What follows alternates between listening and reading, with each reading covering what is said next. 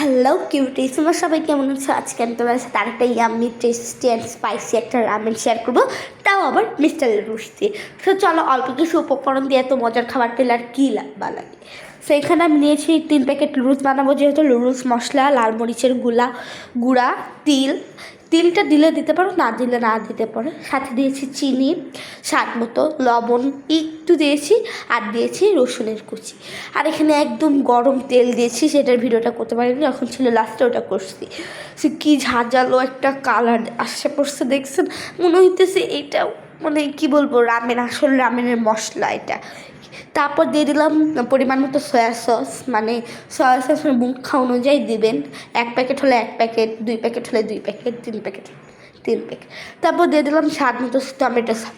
আর trust me, এই মশলাটা এত অল্প উপকরণ দিয়ে রেডি হয়ে গেলে কী যে মজা হয়েছিল, বারবার বলতেছি। তারপর দিয়ে দিলাম একটা লেবুর রস। তারপরে এখানে নুডলস সিদ্ধ হচ্ছে, আর এত ধোয়া। আর তারপর আমি নুডলসটা ঢেলে নিলাম। আর এটা মানে যখন মাখাচ্ছিলাম এত সুন্দর লাগতেছিল ঘ্রাণটা। আর তারপর দিয়ে দিলাম তিল, আর এত সুন্দর কালার দেখে আমার এখন আবার মুখে পানি আসতেছে ভয়েস দেওয়ার সময়, কী বলবো।